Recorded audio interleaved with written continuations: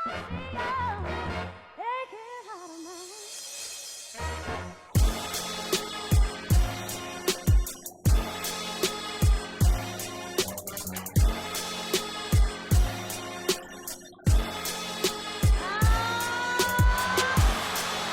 have a timeout. Decide not to use it. Curry, way downtown. Bang! Bang! Oh, what a shot from Curry! With 0.6 of a second remaining. Yo, what's up, everybody? This is the Outlet Pass Podcast. I am your resident JT McConnell. The homie. More importantly, my real name, Justin DiVirgilio, coming at you with episode 36 of the Outlet Pass Podcast. Alongside me for this episode is my good friend, Dante Coletti. How you doing, Dante? Justin, glad to be here, bud. Thanks for having me, and we're ready to get the NBA season started, man. Well, it already is started right in front of our very eyes. As we're recording, we are watching the Toronto Raptors take on the New Orleans Pelicans. We will give our picks on this game, as well as the later game, the Battle of LA, the first rendition. But first, let me plug where you can follow me and the podcast.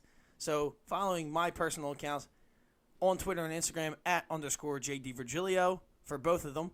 And then the podcast on Instagram @The Outlet Pass Podcast. And on Twitter @pass_podcast. You can subscribe to the podcast on whatever platform you decide to listen to the podcast. The main four that I always plug is Apple Podcasts. So, subscribe, rate, review. Rate it 1 through 5, whatever one you want to do. Leave a review. Let me know. Spotify.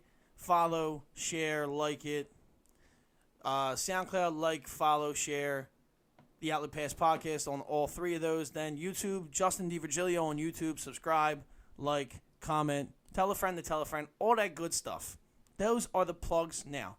So, Don, how do you feel that it is finally opening night for the NBA? How do you feel? I'm ready for it, man. You know, the Eagles are letting us down, and it's the Sixers' time to shine. Well, you're not.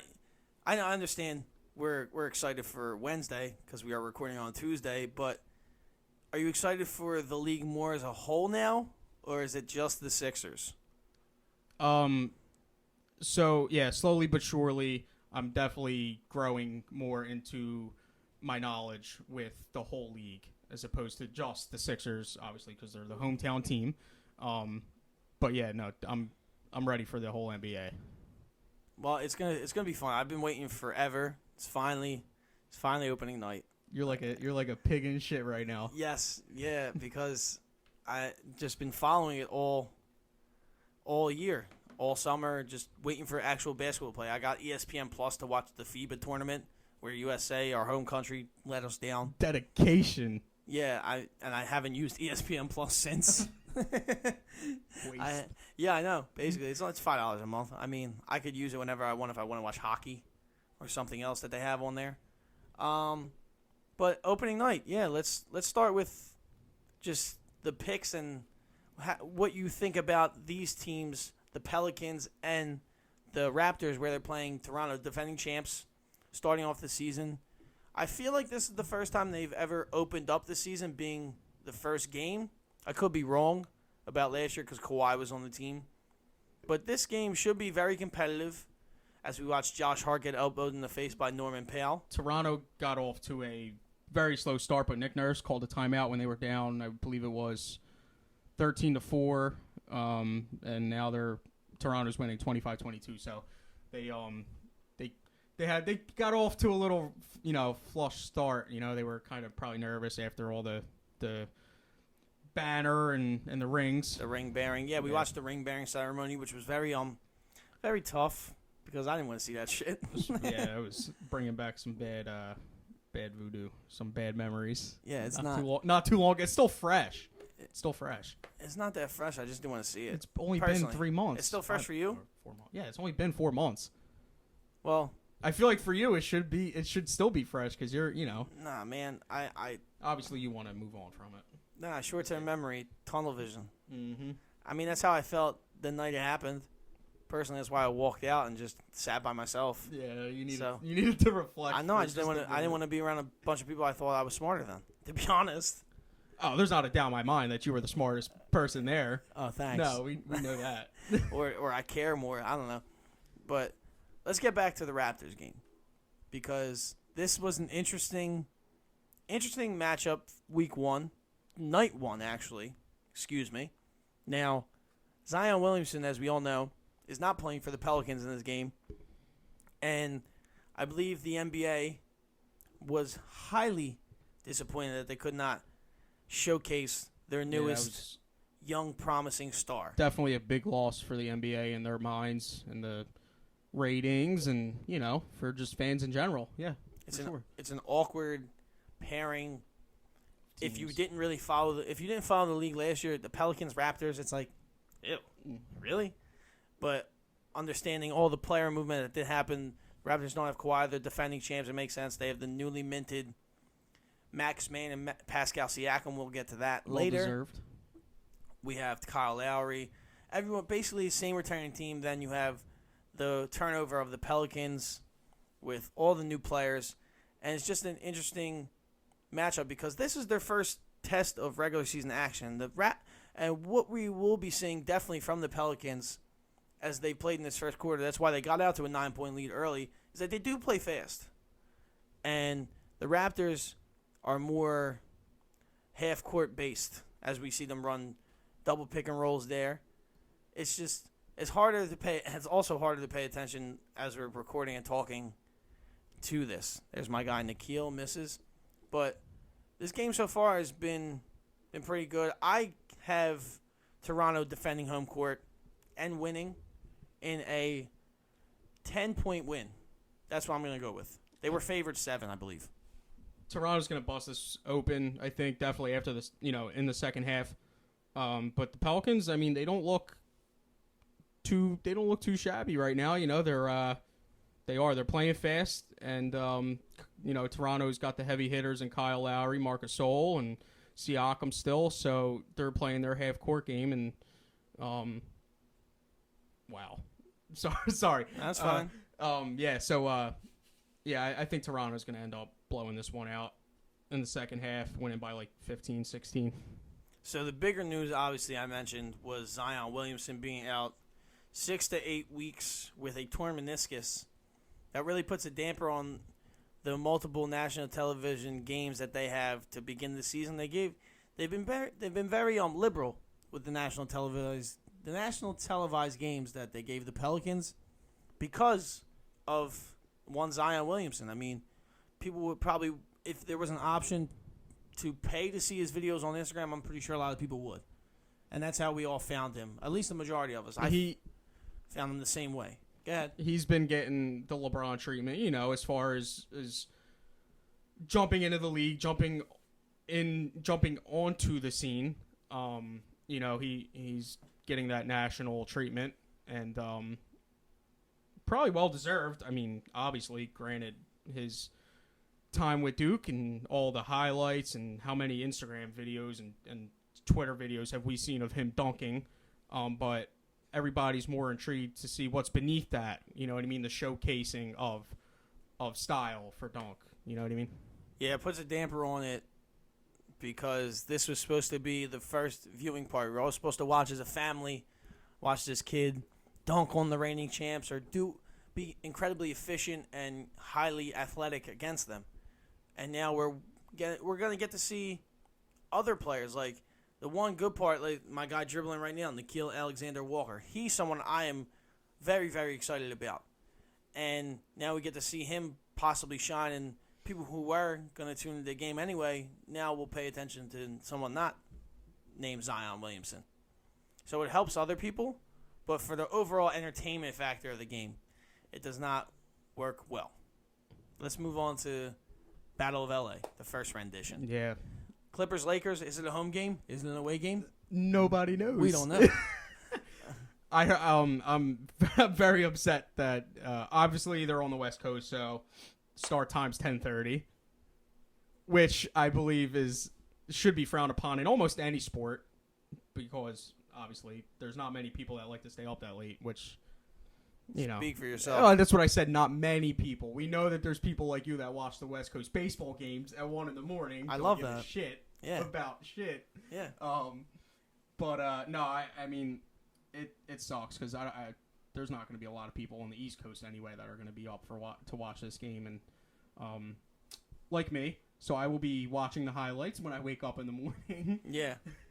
But no, it's going to be a great game. Obviously, I know Paul George is out, but we still got LeBron and AD playing their first regular season action together, and Kawhi, obviously, and their new turnover. They got Lou Williams, Montrezl, right? Montrezl Harrell. Montrezl Harrell. Harrell. You made a nickname for him. You made a nickname for him, I think. Montrezl. Yeah, and sounds like a word Snoop Dogg would have rhymed back in the day. Montrezl, my fella. Montrezl, Monizzle. Yeah, it's a little off. Yeah, it's a reach. No, it's a fail. I got one. It's gonna be a great game for sure. Obviously. You mentioned the players not playing. You forgot Kyle Kuzma. Yeah, it's a big loss for LA. Yeah. Lakers, obviously. I have. I mean, you did have to clarify. There is two LAs. I said I was like shit. Yeah, because there is two. I'm interested to watch that game. Obviously, I don't want to say obviously too much, but both of these games, both those teams, are spearheading the Western Conference. Everything, and now LA is a true basketball hub, at least for one season. I am along with a lot of other people, under the, I guess, impression that Anthony Davis is staying with the Lakers, but he also could not. It is his last year of his contract. This is big for him because he hasn't gotten a lot of playing time in the past. What, has it been over a year? Well, yeah, last year. Yeah, he didn't play a lot towards the end of the year because he was hurt, and then also wanted to not play because he wanted to trade. So yeah, which is obviously we know how that went, and it's the first we're guaranteed 1 year of the Battle of LA because he could leave. It is possible. Do I think it's gonna happen? No. That's not to take away from the Lakers. It's obviously still going to be contending, even if he does leave. It's still going to be LA. Battle of LA. Anytime it's not going to be much of a battle. If Anthony Davis leaves, I don't think it's going to be much of a battle. When you have two of the best two-way players in the league in your starting lineup, and then you have a dog like Patrick Beverley, and you have Landry Shamet, who's still in his rookie contract. You have the best six-man in the league in Lou Williams. You have one of the best underrated centers in Montrezl Harrell, who's a great motor, and one of the best field goal percentages through contact within 5 feet. You have all this firepower. You have Rodney Magruder. You have Terrence Mann, who's a rookie. You have JaMychal Green this season. You have who else? Off the top of my head, that's off the top of my head. And you were picking the Lakers to win because it sounds tonight, like you're not too convinced. That's tonight. I'm picking the Lakers to win tonight because Paul George isn't playing. Although it could go the other way because Kawhi Leonard is on the other side. And we are going to see LeBron and Kawhi butt heads on the first night. So that's going to be fun. Awesome. Fantastic. It's going to be very fun. I expect a lot of yelling and hand gesturing from LeBron and none of that from Kawhi at all. Complete mute. But I do have the Lakers winning just because they have the two stars. And I believe those guys, along with a hero performance from someone like KCP tonight, is going to will them to the win. But that is good. It's bad, like you said, because people like you will be going to sleep. But it is great that they are on the first night, which is obviously just playing in general, yeah. I don't run a multi-billion-dollar business. I would have scheduled the Lakers Clippers on the first night. So that is. I have the Clippers winning only, but I think it's going to be business as usual for Kawhi. I think he's just going to piggyback off of the two final playoff series of his during the playoffs, obviously against us and against the Warriors in the in the finals. I think he's going to. Paul George isn't playing. Obviously, we've established that, and he's one of the best two-way players in the league. So I think Kawhi knows he's going to have to he's going to keep willing his teams to win, at least, until Paul George is back. And we all know what Kawhi can do when he's in that mode. He can just straight carry weight. And they've got Lou Will. They've got the best six-man. They've got Harrell, who is a great defensive player. I mean, he's very, very efficient. Yeah, he's very efficient. I think the Clippers can squeak this one out by 3-4. It's going to be a close game. Yeah, it definitely will, especially by the line. I trust Vegas a lot. So let's move on to the NBA GM survey. It was the 18th year Disappointing that they conducted with the this. results. Really? Very disappointing. I think Don't agree with a lot You're of basing it. that on one question, I think. You are basing that on one question. Yeah. It's You the know it. 18th year that they did this. Usually it's whoever I'm remiss to know the name of who conducts the survey, but at least 34, 35 questions. Very detailed questions. Hats off you for doing all that. And taking the time. Yeah, taking the time. You got to poll all 30 GMs. So let's start with probably the most important question. Who's going to win the title? Yes. Who do they think is going to win the title? The Clippers are picked by 40% of GMs to win the NBA championship. That is fair. That is, if I were a betting man, A futures and I bet. had no emotions in the game, I would bet the Clippers. Futures bet. Yes, I would. Do you agree But with it's that? what.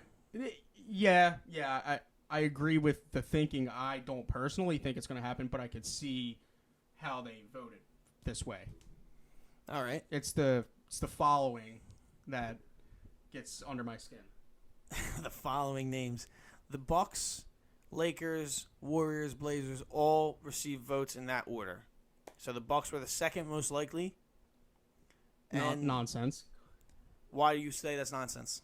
Well, because trying not to be biased, during that series against the Raptors, the Sixers-Raptors series, the whole time I was thinking to myself, if we get through the Raptors, I did not fear the Bucks as much as I feared the Raptors because I thought we matched up well against the Bucks, and Giannis didn't quite perform, wasn't performing up to his standards or the league standards during the playoffs last year. So them being set, I could see them being in it in general, but them being right behind the Clippers and second in the voting kind of boggles my mind. Kind of boggles your mind. I could see it because they are returning basically everybody. They did lose Malcolm Brogdon, and they did lose Mirotic. Mirotic didn't really produce for them. Anyway, he pretty much fell flat on his fucking face in Milwaukee. Brogdon? I always say it wrong. Is a big loss, but I could see it because everyone is returning. They added 2 veterans in shooting. One is a pretty good 3-and-D guy in Wesley Matthews. And they did add Kyle Korver, albeit he's past his prime. But they did add a legitimate knockdown shooter they can be confident in for when Giannis gets double or triple team where he can have the vision to kick to a corner or a wing. So real quick, I feel like if we would compare what the Sixers did this offseason as opposed to what the Bucks did, I feel like the Bucks went more towards how the Sixers were built last year. And the Sixers obviously went in a different direction this year. I can't see that because the Bucks definitely have more shooting than the Sixers. I disagree with that. They don't have a player that plays back to the basket at all. I'm more so comparing the Korver edition as when we had JJ Redick. Okay, yeah, that's comparable, but and they brought in Mirotic last year, and we brought in Horford this year. You kind of see where I'm getting at, big men, veterans. Yeah, but they're completely different. Mirotic is a stretch 4 and stretch 4 through and through. Big Al is not. He can play stretch 4 or stretch 5, but he's way more versatile. We picked the Sixers picked up the better player. Agreed. So I will say that the Bucks. It makes sense why the Bucks are favored. Again, I said on last week's episode, I've been saying it for months now that the Sixers will win the finals, but I can see why they are favored. There's too many question marks at this point. The Bucks are returning everybody except 2 people. Okay. So it makes sense. And they did have a 2-0 lead against the Kawhi Leonard-led Raptors. The Lakers are third. Sexy pick. Makes sense. LeBron and AD, 2 top 7 players. It makes sense. So I want to ask you this. Where do you think LeBron is in his career? Do you think he's playing to win? Or do you think he's playing more so because I feel like because he loves the game. Like he doesn't. I feel like he doesn't really care, in my opinion, to win, but he still loves the game. Yeah, like winning isn't as important as it is to just really play out. Nah, I think his career. I think both of those things are hand in hand. Okay. So, I feel like there could be some separation, but how? Gotta explain to me. How? Explain to me how. Talk. It's a podcast. So the whole thing, I'm going back to when he actually did sign with the Lakers and how we genuinely thought that there was a chance that he was going to come to Philly. Don't speak about me. I didn't think that at all. Okay. I'm just saying, in general, there was a feeling, okay, that there was a belief. Y'all got caught in social media hype. Right. Which is common. But anyway, given his ventures and his investments and, his income outside of the NBA, it was just the right, smart move for him to stay close to home in Los Angeles, and for his kids, obviously, in their future careers in the NBA and what it meant for them. And his business.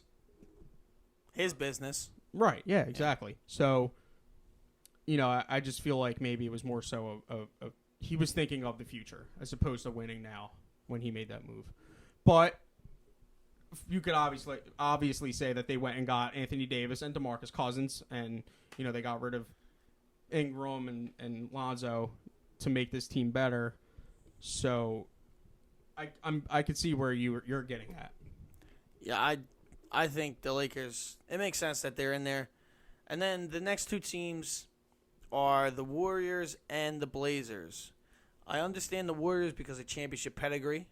The Blazers, they did upgrade, but they haven't been in the finals since they won in the 70s. So I like their roster a lot. I like what they did this offseason, adding Hassan Whiteside, adding Kent Bazemore, drafting Nasir Little after he fell so many spots. But I don't see them being a top 5 candidate for the finals. They obviously should not be above the Sixers. Yeah. That's not being biased. That's just being real and smart about the game. No, me not knowing as much as you do. Yeah. I can't see it. Let's move on to the MVP. Giannis was picked by 52% of GMs, which is majority, to repeat as the MVP. Now, I don't see it happening just because the East is weaker this season, and the Western Conference just is too tough. I believe the Western Conference will house the MVP this year, and I don't see him winning back-to-back MVPs. It hasn't been done in a while, right? No, the last time somebody won back-to-back was LeBron James when he was with the Heat in 11 and 12 and 12 and 13 seasons. I don't agree with this. I mean, there's just too many other options. Giannis does have holes in his game. I feel like Steph, Kawhi, Harden, and LeBron should easily be in front of Giannis.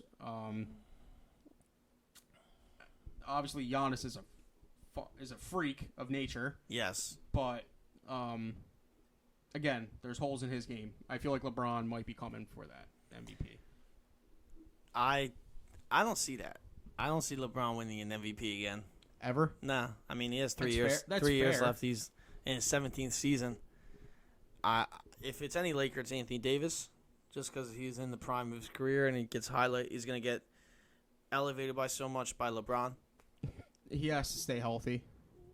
He has to, because he's in a career. He's in his contract year, coming off of a couple injuries, and he's got to stay healthy, stay on the court.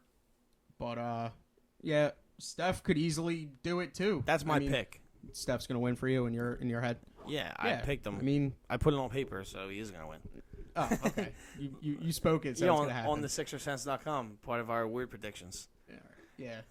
Let's move on to Giannis getting a lot of love. He's picked by 86% of GMs to start a franchise with. Anthony Davis and Luka Doncic also received votes. Giannis was the leader Oh no, he wasn't the leader last year. He was picked 30% by the survey in last year's edition. Well, winning an MVP will do Yeah, that I'm for pretty sure. votes. Like this one, that's all we had to mention. There's not really much argument. I think AD just has too many seasons to Under his belt. to be in that conversation. Yeah. Let's go with De'Aaron Fox being voted by 19% of GMs to have a breakout season. And that was the most. Yes, I put the. There's too many other. There's other candidates that were mentioned. I just said I listed the one with the highest, and I had their percent. So he was majority winner. I like this pick. I mean, I've always liked De'Aaron Fox. I liked him in college. I wish the Sixers would have picked him. In hindsight, he's the fastest guard in the league.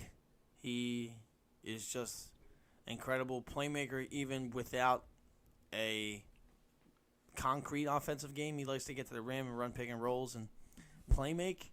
No real jump shot yet, but he has a very good floater. So and he's playing in Sacramento. So looking at his stats, there could have been a case to be made for him to win Most Improved Player last year. That field was tough. Obviously, yeah. Siakam got it. Yeah, that was a great. D'Angelo Russell was in there, and then Paul George was in it. No, he wouldn't be a Most Improved Player. No, he's too far into it. Montrezl Harrell was the other one. That's right. Okay, so from 2017 to 2018, De'Aaron Fox's numbers in minutes, he improved. He played 4 more minutes a game, and he averaged 6 more points. His field goal percentage went up by 4.5%. His rebounding went up by 1. And his assists, which is most intriguing to me, and his field goal percentage his assists went up almost 3 per game.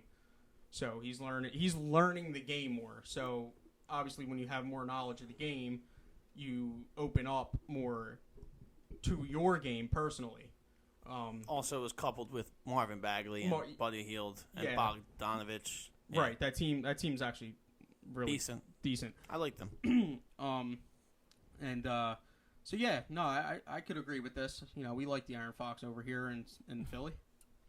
Yeah, some of the other ones that I'm not going to name all these names because all these guys have legitimate chances to just have a good season. I won't say breakout, just have a good season. Everyone on this list will.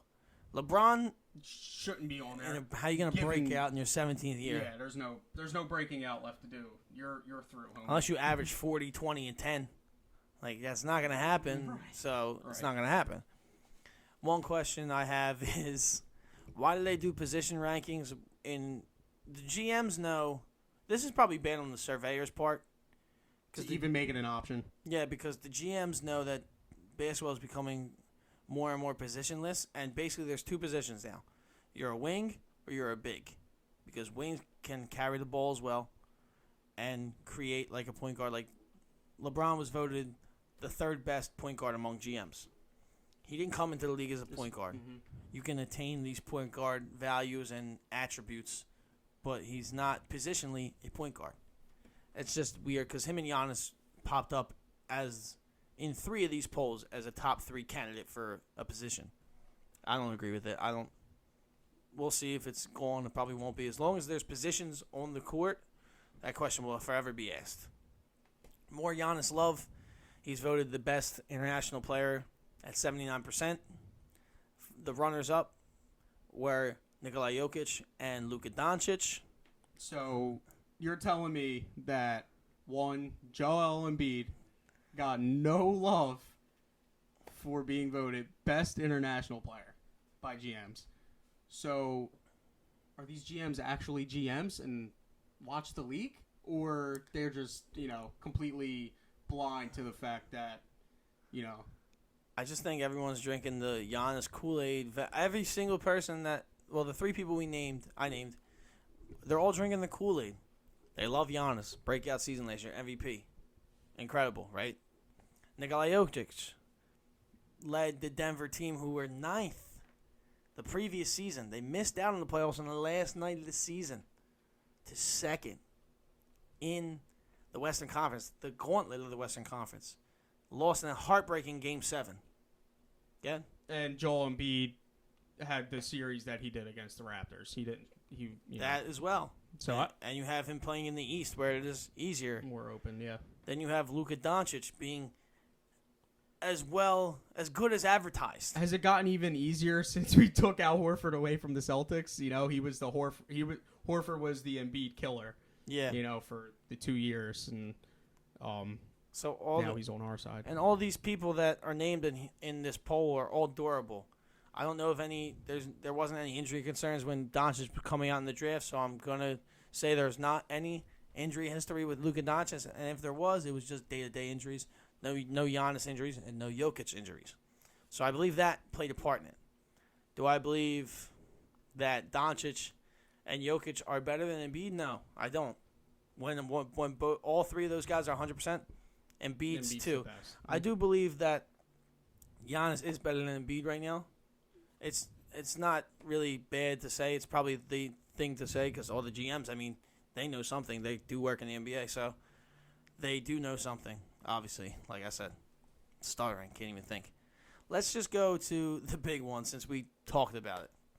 Embiid versus Jokic, the best center in the league. This could get heated depending on who you're with, and Embiid was not voted the best center this year. Nikola Jokic was voted the best center by the GMs by 48%. Well, 48% of the vote to Jokic. Embiid placed second at 28% of the vote. That's a pretty big difference. I don't know exactly the math because I'm bad at math, if you ask my dad. But 48%. You vehemently disagree, correct? Yeah. Like you said, when Embiid is 100%, it's unstoppable. I can see where they get this from, though. But go ahead. It's unstoppable. He could. We've seen Embiid have a 40-17 game. When he's healthy, he could get on those rolls and those streaks where it's like the numbers are almost historical. But scaling back a little bit and taking a look at the bigger picture, I think Jokic. This could be arguable. You know what I mean? It is arguable. Well, you don't got to argue for me. I could argue for it. I think it has to do with the three phases of the game that Jokic has. He's a better ball handler for a 7-footer. You don't worry with him handling the ball if you watch him going up court. He runs the break at times. You don't really want to get in front of a 7'1" Serbian. I wouldn't. He's like 280. So dude's a fridge. Mm-hmm. So he's one of the best passers in the league, right? And he's played one more season, and he's proved he's durable. He's played 73 games at least in 4 seasons that he's played in the league. And he's not as effective defensively as Embiid. That's probably his one detracting factor. But he acts as the maestro on offense. He needs Jokic passes the ball. They run through him. Even though he's not the point guard and he doesn't run the ball up, they run the offense through him. Although he doesn't need the assists. He does get many, many assists because the offense runs that way, and he does drop dimes. Yeah, basically what it is. But I was reading something yesterday that he's passed 300. Like 300 of his passes didn't lead to assists. It needs to start with him, and he gets everything running. It's like a machine, and he's the on switch. That's where I could see it. He just has better numbers, at least shooting wise. 1% better on threes last year, 3% better on twos, 2% better on free throws. Those count. Those little numbers count in playoffs and stuff like that. Where he was a monster in the playoffs last year. Yeah, he was. He had multiple double-doubles and flirted with a couple triple-doubles. He averaged 27 assists and 11 rebounds last year in 2 less minutes than Embiid. The only thing that you could argue is that he has a better team around him. More capable scorers, more capable shooters. But as far as Jokic being the better center, it's up there. That's why 20's not close in disparity, but and it's Jokic arguable. Definitely is going to have more triple doubles, and than Embiid. The more sexy numbers. Yeah, but look at the points per game. Look at the rebounds per game. Blocks per game? Yes. Yeah, more. He's more. Yeah. Well, Embiid's a shot blocker. Right. Jokic is not. Well, yeah, I'm just looking more at a two-way standpoint. I guess Jokic's offensive is more all around as opposed to Embiid being two-way. You know what I mean? You mean all around on offense? Yeah. So what weighs more to you? Being better? Well, I got Embiid. I'm just playing devil's advocate as why someone would. I know, but answer the question. So, like, what would be more important to you as a GM picking these two? Yeah. Would it be the two-way ability and him, again, arguably being the best center defensively, best offensively? And then Jokic has the more all-around offensive game having to go through him. Yeah, well, you couple that with the health. If I'm being safe and I know what it gets me, I'm going to go with Jokic because he is healthy. Okay. But who do I like more? Embiid. But just based off strict health, I would go Jokic. This is not me saying Jokic is better. It's just the safer bet as to why.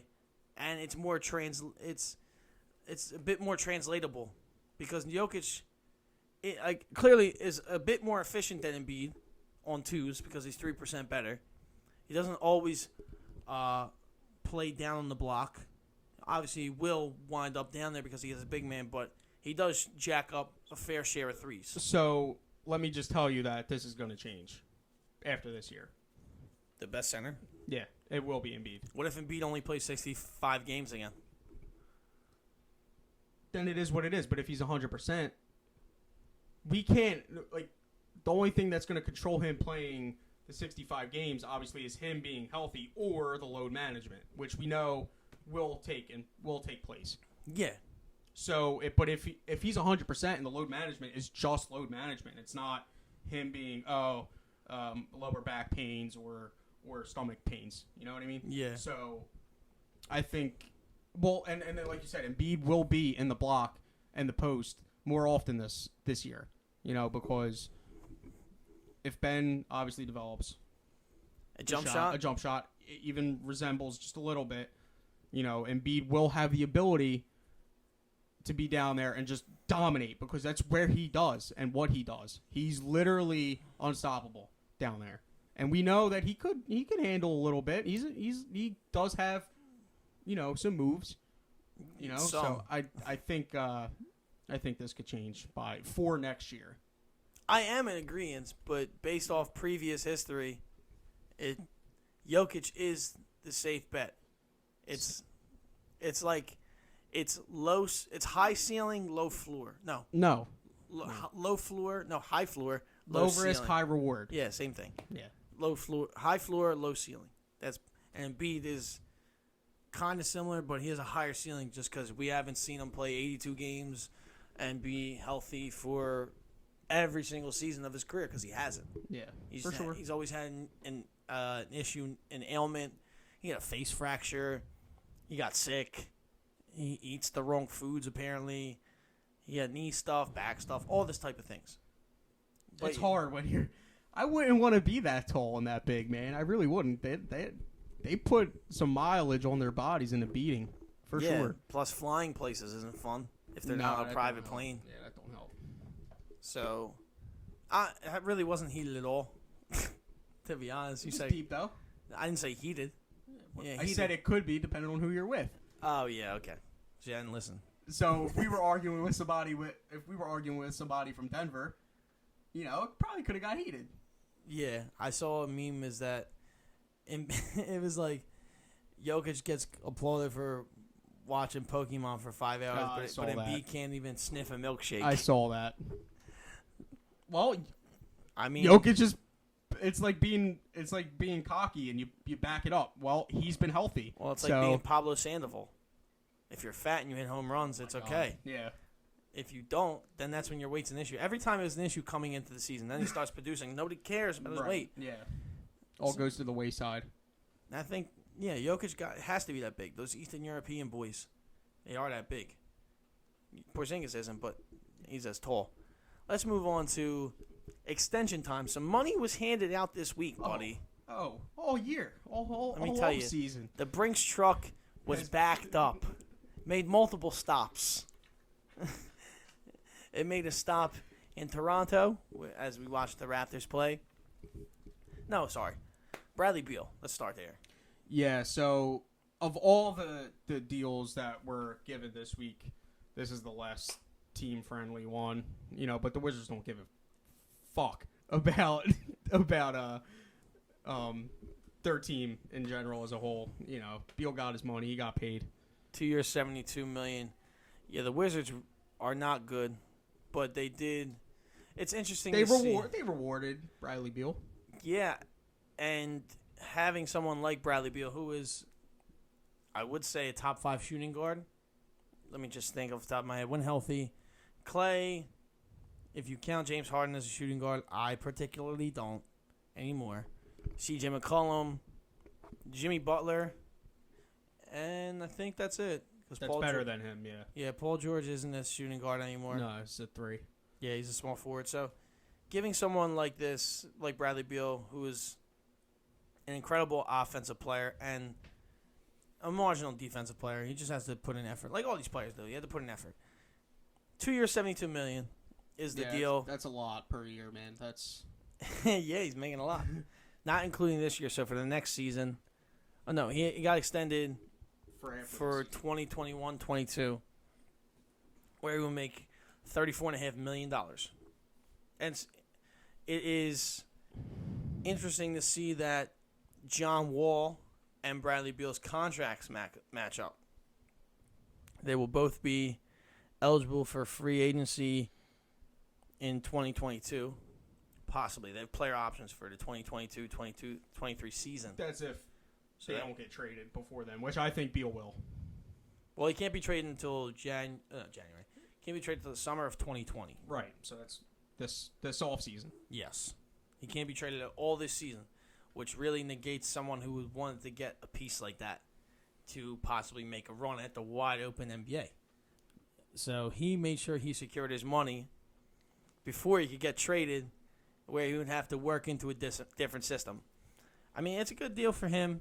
The Wizards, not so much. They need to make sure that their fans can see that, have something to show up for. Yeah, besides Rui Hachimura, who I like, but he's a rookie. You have someone like Bradley Beal, who is an all-star, one of the better offensive players in the league, top 5 shooting guard, all that good stuff. So, I mean, whatever the Wizards figure it out, they have a year or so to figure it out. They have this whole year. Ain't my money or my team's money. Yeah, so there's no real passion when it comes to this. It's just they're the Wizards, Now let's move on to Toronto. Pascal Siakam signed a 4-year, $130 million max extension. Good for him. Yeah, after basically being kind of unknown to much of the NBA world, is now he got a max extension while being put that work in last year. He got most improved player. It is. It's well deserved, and it's a team friendly deal. 4 years, $130, $29 million in salary. He's paid appropriately. This deal doesn't make me feel any kind of way. It does take away from their cap though next summer, but Toronto has never been a destination for free agents because Kawhi was acquired through the trade. They've never acquired anybody in free agency. Big thing. Yeah, I knew he wasn't going to stay. So now someone like re-signing Kyle Lowry for one more year, $31 million, I believe it was. Yeah, it was something wild. Is the more likely deal. Like Siakam, he can get traded. He doesn't have a trade clause. He could get traded, but I don't think he will. He's too young. He's 23.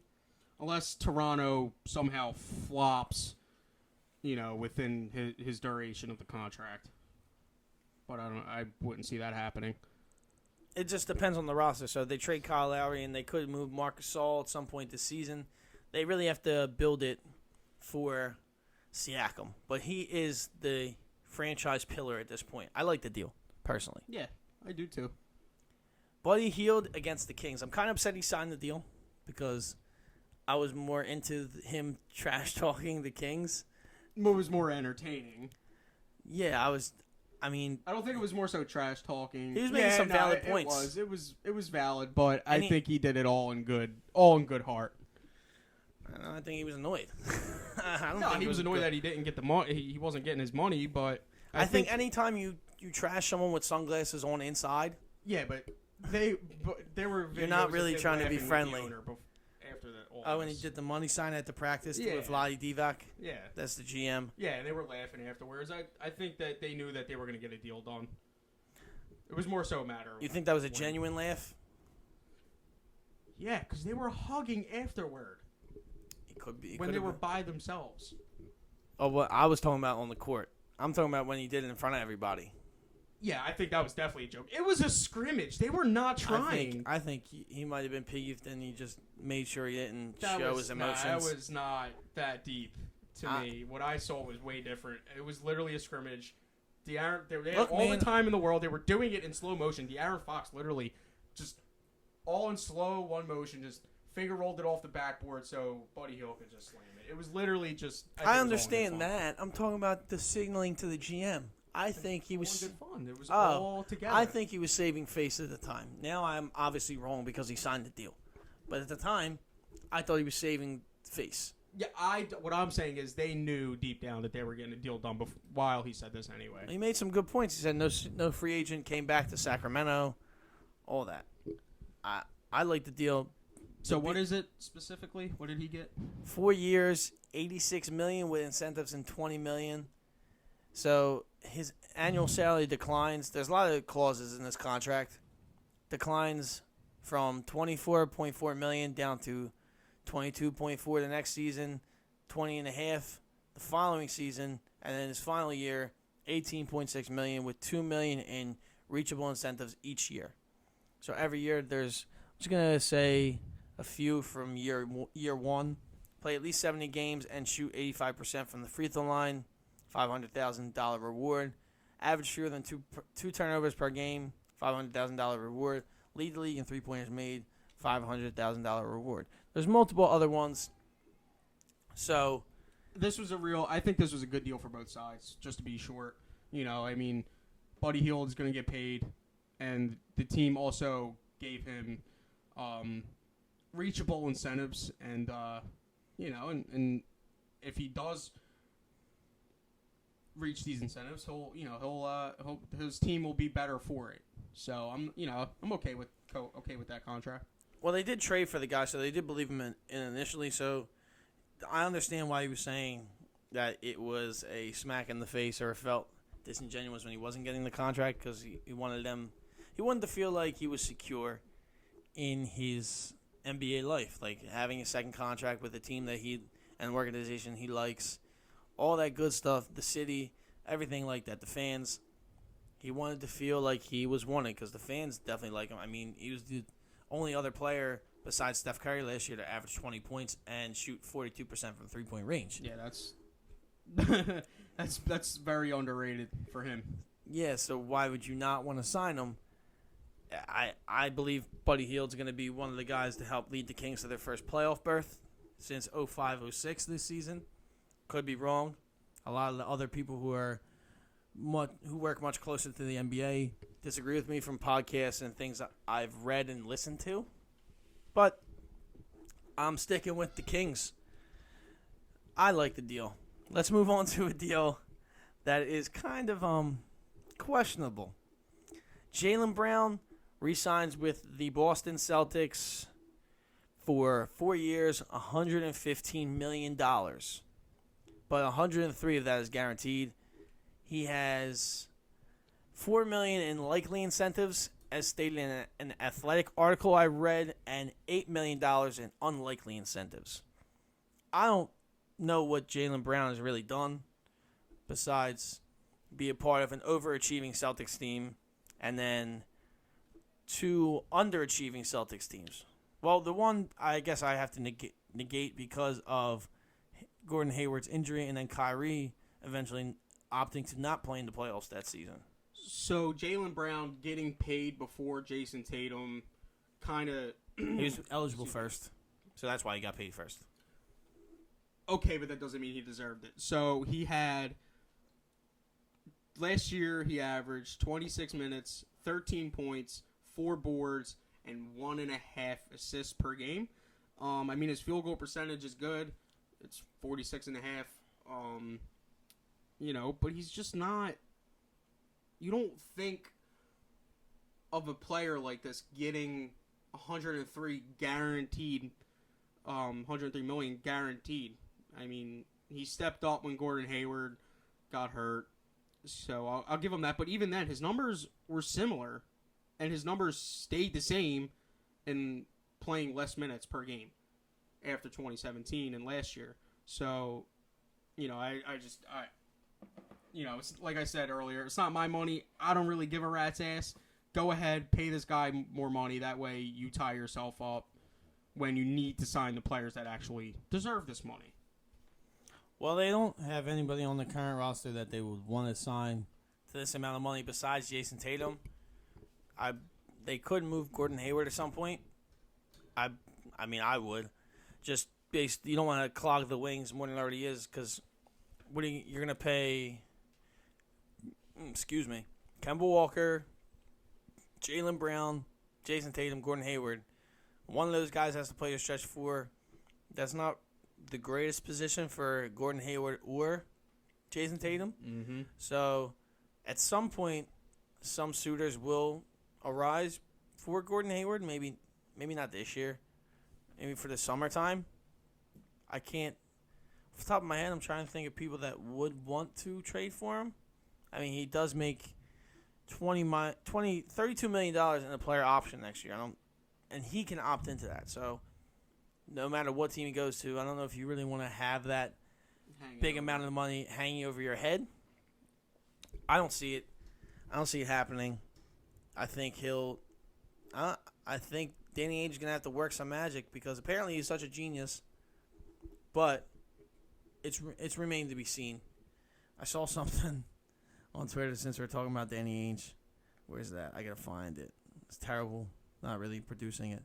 Danny Ainge is on Twitter from Panasonic DX 4500. That's the Twitter handle name. Danny Ainge spent years meticulously planning around an intricate trade for Anthony Davis without once checking to see if he actually wanted to play in Boston, and just gave Jaylen Brown $150 million. But because he fleeced 2 of the dumbest GMs in NBA history, we treat him like a genius. That's funny. That's great. So clearly, that Danny Ainge does get more credit. I mean, I think, deserved. Yeah, we'll see though, because Jaylen Brown is just I like Jaylen Brown too. I did like Jaylen Brown more than Jason Tatum one time last year, but I don't know. I think he's gonna level out at like a 15 points a game guy, and I don't know if that's worth what's 4 over 103. How many is that a year? Like 20. It's like 24. I don't know, 26. I don't know. It's bad math. It's really bad math. About 26. 23. It's about 25. Okay. Yeah. That's a lot for someone that is going to be the 3rd best player on the team. I understand other teams have done it. I mean, the Sixers are doing it now because Tobias Harris, Ben Simmons, and Joel Embiid. Tobias Harris is being paid so much to be the 4th option, but that doesn't really matter. It's just, I don't know. He hasn't shown enough to get that. And, like, the cool part about the rookie extensions is that the guys are so young is that they're being paid for potential plus production. So maybe they believe that he will become a much better player, and the contract earning conversation will go away. I don't know. It's a terrible way to end something saying I don't know. No, I don't. That's a habit. It's just too much money. Plain and simple, cut and dry. But it's not our money. So, bully for you, Jaylen Brown. Yeah, for sure. Just real quick hitters at the end. The last 2 extensions. Domantas Sabonis, guy I'm a big fan of, proprietor, advocate.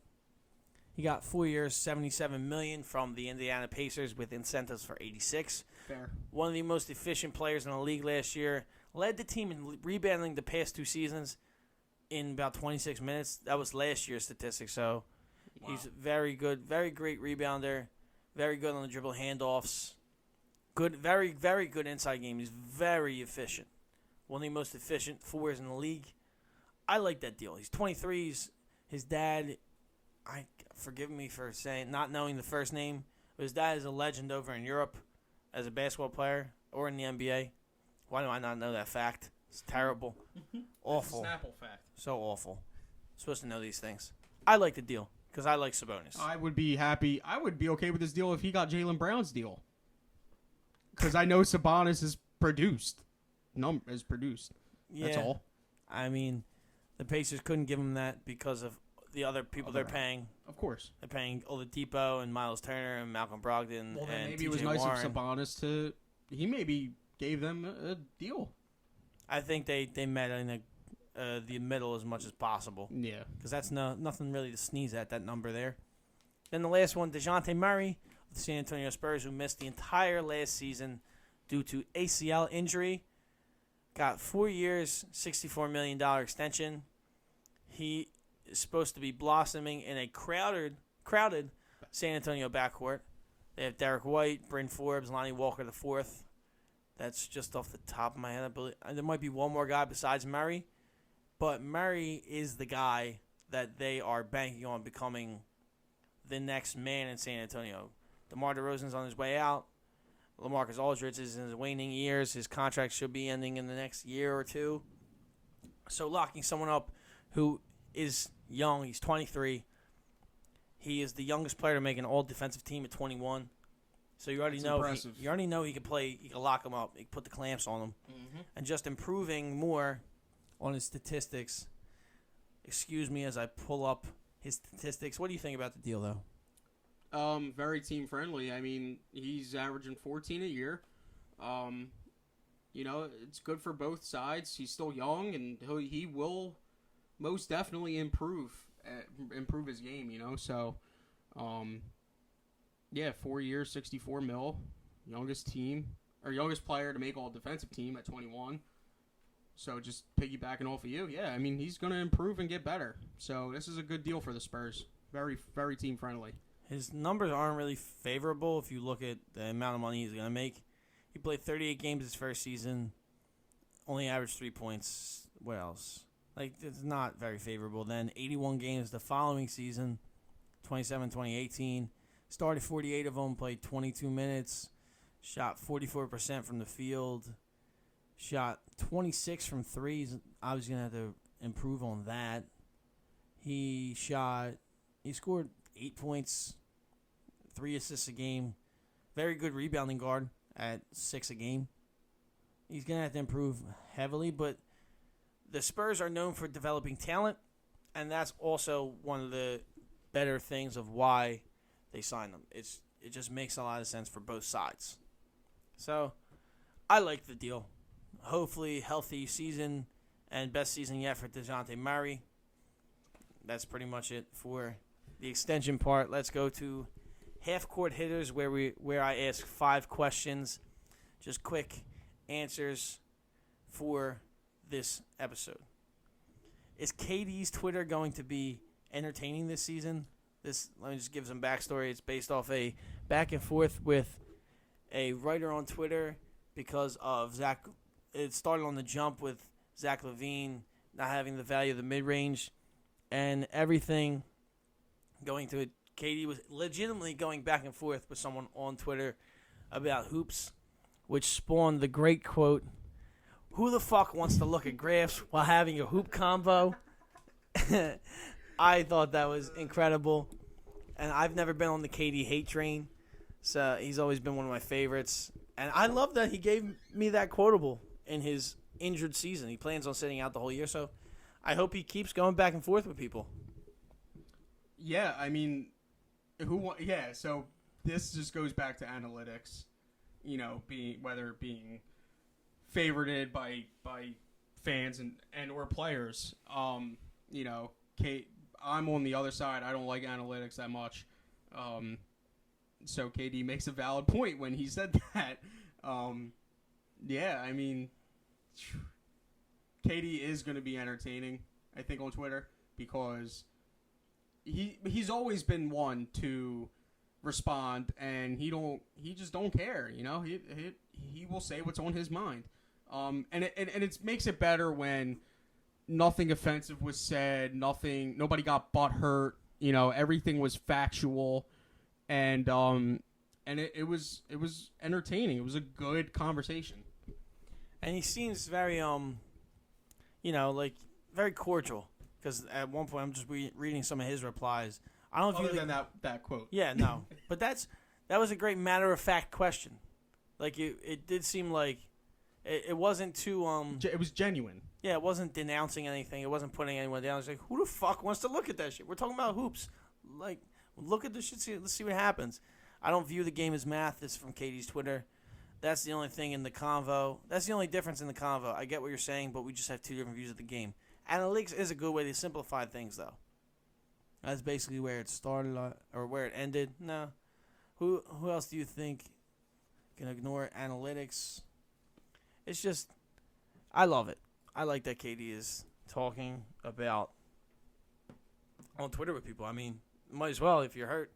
There's no, like, regulations for players as far as interacting or being on social media during the season, even if they aren't playing. Like, there's no boundaries, right? No, I don't think so.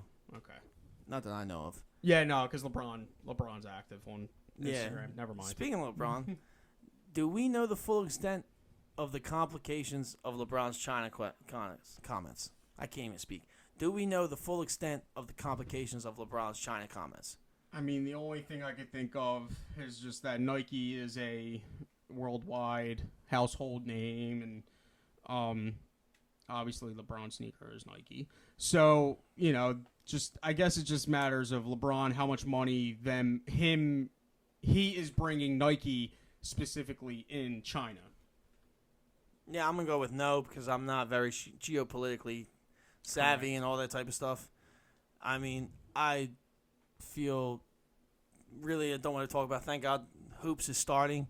The only bad part is that it happened as it was starting up in the preseason, so I couldn't focus on just the games and all that type of stuff. It's kind of on the back burner now. I'm sure it won't go away.